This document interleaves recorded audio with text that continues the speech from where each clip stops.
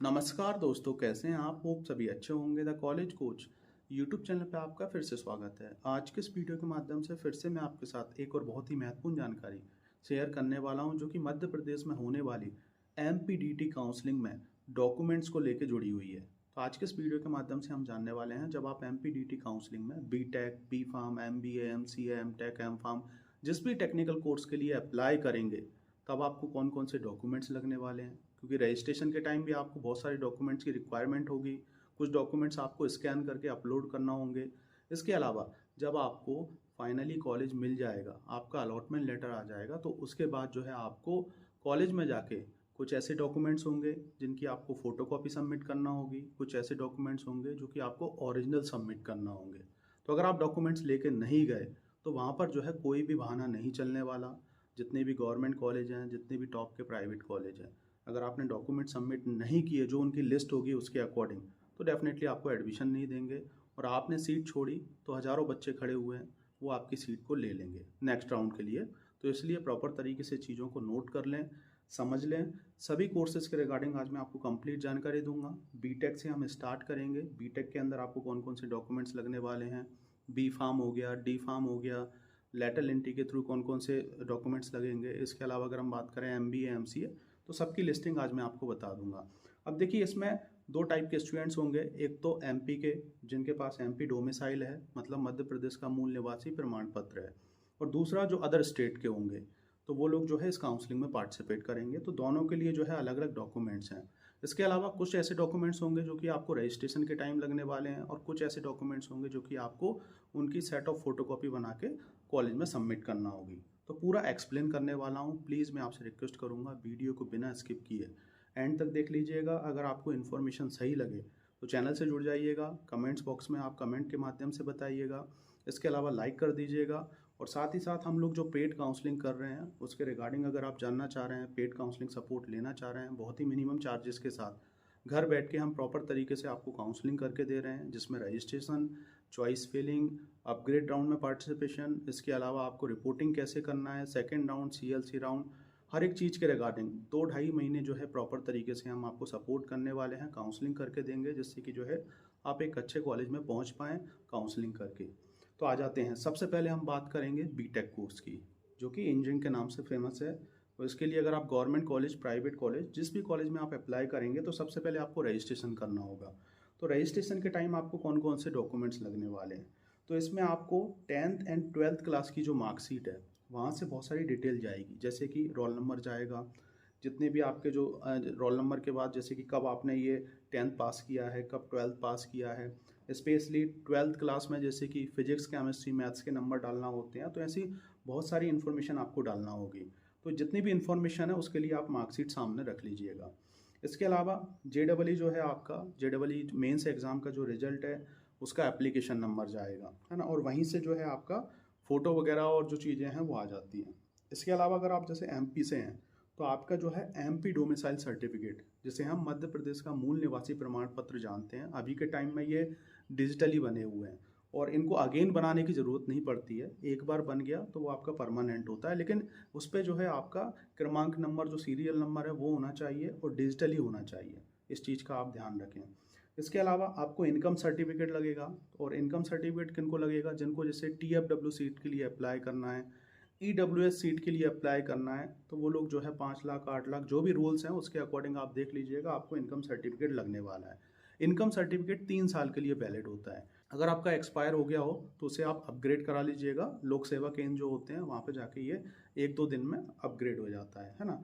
इसके अलावा category certificate, अगर आप जैसे OBC, SC ST कैटेगरी से हैं, तो ये सर्टिफिकेट भी एक बार बनता है और डिजिटली ये बना होगा। इसमें भी आपका क्रमांक नंबर, सीरियल नंबर वगैरह दे रखा होगा। यही नंबर आपको MPDT काउंसलिंग में जब आप रजिस्ट्रेशन करेंगे तो वहाँ पे फिल करना होगा। और साथ ही साथ जैसे कि डोमिसाइल हो गया, इनकम सर्टिफिकेट हो गया, कैटेगरी सर्टिफिकेट हो गया, ये सब आपको स्कैन करके अपलोड भी करना होंगे। जब आप 3-4 फॉर्म फिल कर देंगे रजिस्ट्रेशन का, तो लास्ट में ये आपको फॉर्म फिल करना होंगे। और फॉर्म फिल करने के बाद जो है अपलोड करके आप सबमिट कर देंगे, तो ये नियरेस्ट हेल्प सेंटर पे जाते हैं वेरिफिकेशन पर्पज़ के लिए, तब जाके आप चॉइस फिलिंग कर पाते हैं।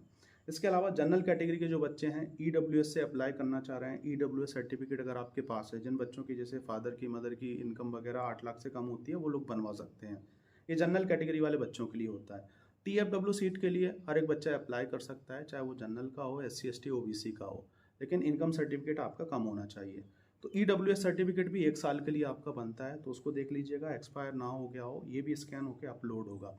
बहुत से ऐसे बच्चे हैं जैसे कि जो JEE के टाइम जो मेंस एग्ज़ाम हुआ वहाँ पर ईडब्ल्यूएस नहीं लगा पाए हैं, तो भैया अगर आपका बना है अभी तो आप MPDT काउंसलिंग में इसको सेपरेट तरीके से लगा सकते हैं, मतलब अपलोड करके नंबर डाल के इसका बेनिफिट ले सकते हैं, है ना। इसके अलावा जैसे कि समग्र ID जो है उसका नंबर डलता है, ईमेल आपका ईमेल ID होना चाहिए, उस पर जो है आपको बहुत सारी इन्फॉर्मेशन जाने वाली है। 2 मोबाइल नंबर आपको डालना होंगे, एक मोबाइल नंबर पे आपका OTP जाएगा।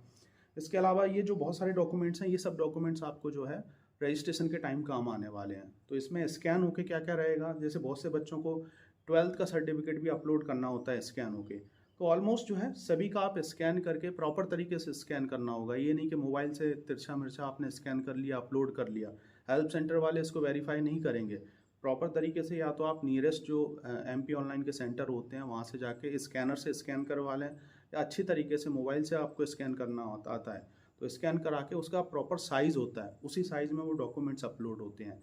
तो 10th हो गया, 12th हो गया, JEE का हो गया, आपका MP डोमिसाइल हो गया, इनकम सर्टिफिकेट हो गया, कैटेगरी सर्टिफिकेट हो गया, EWS हो गया, समग्र ID हो गया, ईमेल ID, 2 मोबाइल नंबर वगैरह लगने वाले हैं। तो ये सब जो है आपको रजिस्ट्रेशन के टाइम लगेंगे। आधार कार्ड से आप एड्रेस वगैरह डाल दीजिएगा, है ना। इसके अलावा आपका जो फोटो वगैरह है वो JEE मेंस का जो आपका एप्लीकेशन नंबर है वहाँ से बहुत सारी डिटेल भी आ जाएगी जब आप रजिस्ट्रेशन करेंगे। तो ये बीटेक कोर्स के लिए हुआ। अब हम बात करने वाले हैं बीटेक कोर्स के लिए, जब आप रजिस्ट्रेशन करने के बाद जब आपको कॉलेज मिल जाएगा, कॉलेज में रिपोर्टिंग करेंगे, तब कौन कौन से डॉक्यूमेंट सबमिट करना है। तो जितने भी सभी डॉक्यूमेंट्स हैं इनकी जो है आपको 2 सेट ऑफ फोटोकॉपी निकलवाना है, और साथ ही साथ TC एंड माइग्रेशन जो आपको स्कूल से मिलने वाला है ये आपको ओरिजिनल सबमिट करना होगा, है ना। इसके अलावा गैप सर्टिफिकेट लगेगा। अगर आपने जैसे इस साल 2025 में अगर हम बात करें आपने 12th किया है तो गैप सर्टिफिकेट नहीं लगेगा। अगर आपने पिछले साल किया है, उससे पिछले साल किया है, तो आपको गैप सर्टिफिकेट लगने वाला है। तो 50 रुपये की जो स्टाम्प है उस पर जो है आप गैप सर्टिफिकेट बनवा के जो है आपको वहाँ पे ओरिजिनल सबमिट करना होगा। इसका फॉर्मेट अगर आपको चाहिए तो आप मुझे कमेंट्स बॉक्स में या आप मुझे व्हाट्सअप पे 9179176554 ये मेरा पर्सनल कॉन्टैक्ट नंबर है, इस पर मैसेज कर दीजिएगा, मैं आपको प्रोवाइड करा दूंगा। तो ये सभी डॉक्यूमेंट्स की आपको 2 सेट ऑफ फोटोकॉपी सबमिट करना है, और 5-6 अपने लेटेस्ट फ़ोटो निकलवा लीजिएगा, वो भी आपको सबमिट करना रहेंगे। बाकी ये जितने भी डॉक्यूमेंट्स हैं इनमें जैसे 10th 12th वगैरह हो गया, आपका MP डोमिसाइल हो गया, इनकम सर्टिफिकेट हो गया, ये सब आप ओरिजिनल सबमिट कहीं भी मत कीजिएगा। हाँ, लेके आप जा सकते हैं वेरिफिकेशन पर्पज़ के लिए कॉलेज में, लेकिन ओरिजिनल ये सबमिट नहीं होते हैं। ओरिजिनल में सिर्फ TC माइग्रेशन और गैप सर्टिफिकेट सबमिट होता है, बाकी सबकी फ़ोटोकॉपी सबमिट होगी। जो आपसे ओरिजिनल ले रहा है मतलब वो आपके साथ धोखा कर रहा है। अच्छे कॉलेज ओरिजिनल डॉक्यूमेंट्स नहीं सबमिट कर पाते हैं, या किसी काउंसलर को भी ये ओरिजिनल डॉक्यूमेंट सबमिट ना करें, आप फंस जाएंगे। ये चीज़ समझ में आ गई आपकी। अब हम बात करने वाले हैं जो अदर स्टेट के बच्चे हैं जो बीटेक कोर्स के लिए पार्टिसिपेट करना चाह रहे हैं। तो आप लोगों के लिए 10th 12th JEE का, इसके अलावा अगर हम बात करें ईमेल ID लगेगा, 2 मोबाइल नंबर आपके लगने वाले हैं, TC माइग्रेशन जो कि आपको रिपोर्टिंग के टाइम काम आएगा, गैप सर्टिफिकेट लगेगा। मतलब आपको जैसे MP domicile, income, category, EWS वगैरह, समग्र ID वगैरह ये सब काम नहीं आने वाला। आपको तो 10th 12th लगेगा, आपका 12th क्लास का जो सर्टिफिकेट है वो अपलोड होगा, है ना। JEE का रिजल्ट लगेगा, उसका एप्लीकेशन नंबर लगता है। और इसके अलावा अगर हम बात करें जब आप रिपोर्टिंग करेंगे तो ये सब डॉक्यूमेंट्स तो रहेंगे, उसमें TC माइग्रेशन और गैप सर्टिफिकेट वगैरह लगने वाला है। तो ये चीज़ हो गई, समझ में आ गई अदर स्टेट के जो बच्चे हैं। इसके अलावा अगर आप जैसे B फार्म के लिए अप्लाई करना चाह रहे हैं तो B फार्म में जो है ये सभी डॉक्यूमेंट्स होने वाले हैं। MP के जो बच्चे हैं उन लोगों के लिए सिर्फ JEE का रिजल्ट नहीं लगेगा, क्योंकि B फार्म के लिए फिजिक्स केमिस्ट्री मैथ्स वाला बच्चा भी अप्लाई करता है, और B फार्म के लिए बायोलॉजी वाला बच्चा अधिकतर अप्लाई करता है। तो आप लोगों के लिए सेम डॉक्यूमेंट्स लगने वाले हैं, जैसे 10th 12th MP domicile, income, category, EWS, समग्र ID, ईमेल। इसके अलावा 2 कॉन्टैक्ट नंबर रहेंगे। TC माइग्रेशन आपको रिपोर्टिंग के टाइम सबमिट करना है, गैप सर्टिफिकेट सबमिट करना है। गैप अगर आपका जैसे नहीं है 12th में तो कोई ज़रूरत नहीं है उसको बनवाने की। तो आप लोग भी ये सभी डॉक्यूमेंट्स बनवा लीजिएगा। अदर स्टेट के बच्चों के लिए सेम लगने वाला है, सिर्फ JEE मेंस का नहीं लगेगा, क्योंकि बीटेक के अंदर सिर्फ JEE मेंस का जो एप्लीकेशन नंबर है या रिजल्ट वगैरह है आपका वो काम आने वाला है। तो ये तो B फार्म हो गया, इसके अलावा बीटेक हो गया। D फार्म में भी सेम यही लगने वाला है। डी फार्म का जो एडमिशन है वो भी आपका 12th के परसेंटेज बेस पे होता है। बी फार्म में भी एडमिशन 12th के परसेंटेज बेस पे होता है। बाकी बीटेक के अंदर JEE मेंस वाले बच्चों को ज़्यादा प्रायोरिटी दी जाती है और सेकंड राउंड से जो है JEE मेंस वाले बच्चे और 12th वाले बच्चे दोनों अप्लाई करते हैं। लेकिन जो सीट का डिस्ट्रीब्यूशन होता है, अगर JEE मेंस में अगर आपका भले कुछ भी परसेंटाइल है, उसको सीट पहले दी जाएगी। तो ये चीज़ समझ में आ गई होगी। MBA की अगर हम बात करें तो MBA जैसे कि आपका पोस्ट ग्रेजुएशन कोर्स है, तो MBA के लिए भी आपको जैसे 10th 12th लगेगा। अगर आपने जैसे कि CMET एग्ज़ाम दे रखा है तो वो लगने वाला है। MP domicile, income, category, EWS, समग्र ID, ईमेल, ये सब चीज़ें लगेंगी। इसके साथ साथ जो है आपने जो ग्रेजुएशन कर रखा होगा उसकी फाइनल ईयर की मार्कशीट लगने वाली है। कंप्लीट कोर्स होना चाहिए आपका। BSc कर रखा है, जो भी आपने कोर्स कर रखा है, BBA BCom कर रखा है, कंप्लीट होना चाहिए। तो उसका फाइनल ईयर का जो आपका नंबर होंगे वो सब चीज़ें डलती हैं उसमें, परसेंटेज वगैरह, आपका रोल नंबर वगैरह, कौन सी यूनिवर्सिटी से आप पास आउट हो, और वो अपलोड भी होता है। तो इस चीज़ का आप ध्यान रखें। इसके अलावा जैसे कि जो लेटरल एंट्री वाले बच्चे हैं तो आप लोगों के लिए जो डिप्लोमा का फाइनल ईयर का जो परसेंटेज है वो काम आने वाला है। बाकी सभी बेसिक डॉक्यूमेंट्स यही रहने वाले हैं। बस डिप्लोमा में 12th का नहीं होता है, 12th आप नहीं पढ़ते हो तो 10th क्लास की जो मार्कशीट है वो लगेगी। डिप्लोमा की जो आपकी फाइनल ईयर की मार्कशीट है उसको स्कैन करा लीजिएगा, वो लगने वाली है।